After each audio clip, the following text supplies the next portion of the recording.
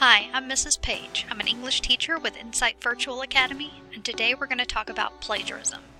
If you can follow the steps in this video, then you will have our 100% no plagiarism guarantee. Alright, how you're going to do this is you're going to avoid plagiarism with citations and works cited. But first, I want you to imagine you worked for hours, days, weeks, years on something. It could be a short story, a comic book, a game, a painting, a song, anything like that. And then someone sees it and acts like it belongs to that person. And they publish it under their name. And they use it to make money. Would you be angry? I'd be angry. That's plagiarism. Merriam-Webster defines it as to steal or pass off the ideas or words of another as one's own, to use another's production without crediting the source. So, if we plagiarize in school, that means that you're getting paid by your grades. So it's very similar to the example that we gave before. So a reminder, plagiarism is using the words, ideas, thoughts, or images of anyone else without permission or citation. So there's different types of plagiarism though. There's the deliberate plagiarism, where someone rewrites from a book or an article, or they copy and paste from web pages and online sources and kind of create a patchwork writing, or they even buy, download, or borrow a paper. And each of these, they're not citing the source to give proper credit. There's also accidental plagiarism. This is whenever the person doesn't know when or how to cite, or maybe they don't know how to paraphrase or summarize, or they may not even know what common knowledge is, so they don't know what they should be citing. And it could even be when you recycle an old paper and use it for a new assignment. Big deal, but you've got to remember, copying and pasting is plagiarizing. So if you copy and paste without giving proper credit to the person that originally said it, you are plagiarizing. So why is this a big deal? Honesty matters at Insight. And we want to know what you think, you know, and you learn. Here at Insight, we have the academic integrity policy that says that you should be completely free of plagiarism. So put simply, always give credit where it is due. And be sure to ask your teacher if you have questions regarding citing sources. We also have web tools available to check for student plagiarism, which we will talk about in a moment. So, the consequences for plagiarizing.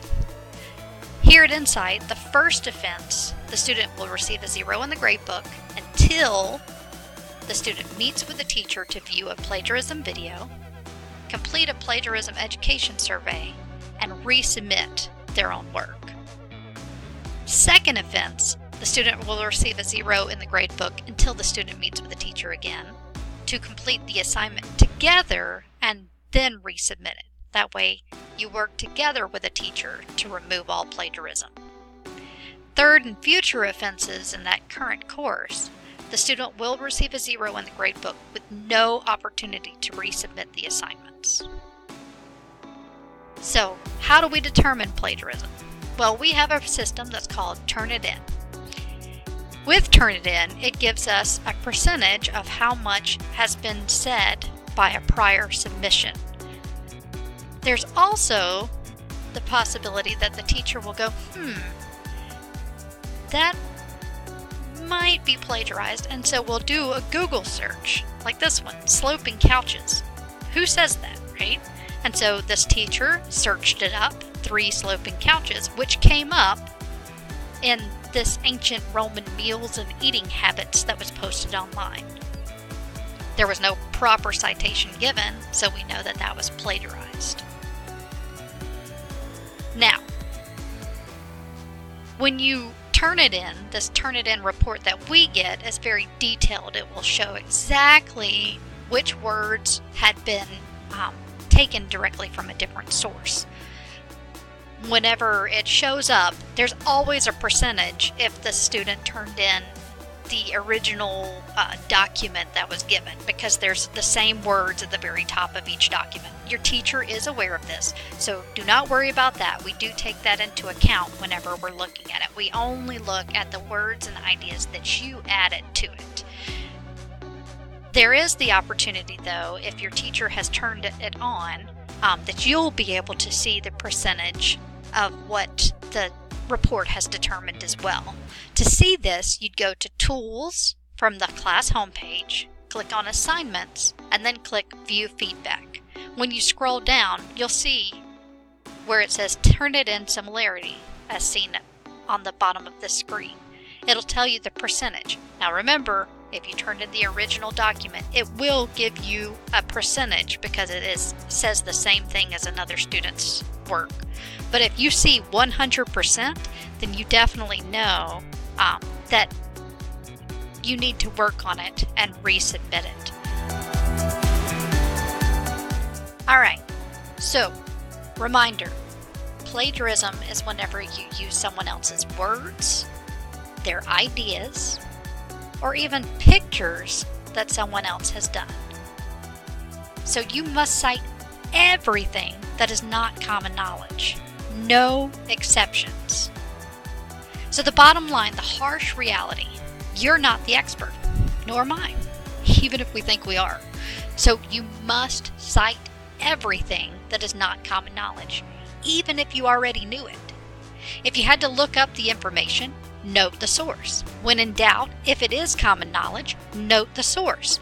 So common knowledge means that something that everyone should know by this point. If you're not sure if it's common knowledge, note the source. How to avoid plagiarism? We avoid it by knowing what to have to cite and using in-text citations in a Works Cited page. And there's many different ways to do citations, but here at this school we use MLA, which means Modern Language Association. And they tell us how to format papers, do in-text citations, and list our references at the end of any paper that we write. Or in the case of this PowerPoint also has a Works Cited page at the end. You'll also note that there are in-text citations below the graphics that are being used. So, 2 things that you must do to avoid plagiarism: in-text citations and a Works Cited page. You'll need to cite all words, ideas, and thoughts that you use from the website. So you need to cite where you use it in the paper. It would be called an in-text citation. At the very end of it, though, you give all the details that you can find about it in the Works Cited page. So, for example, here's a website that I'm getting my information from. This is the specific paragraph that I want to use to get the information. So, I determine which facts that I want to use, and if I'm going to use it as a direct quote, then I make sure to put my quotation marks around the exact words that I used from the source. If I want to paraphrase it, in other words, put it into my own words, then I put it into my own words, but then I have to make sure to tell where I got the information from.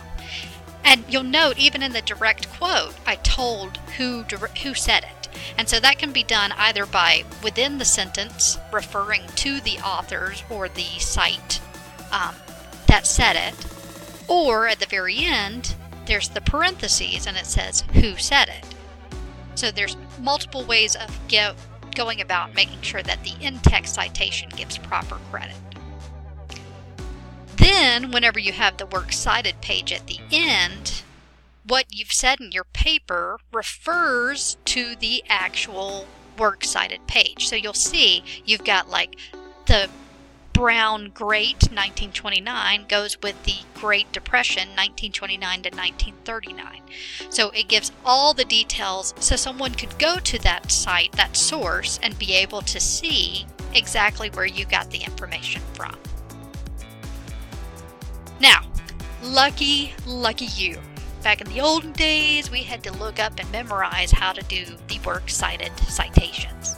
you, lucky you, can just go to one of these websites.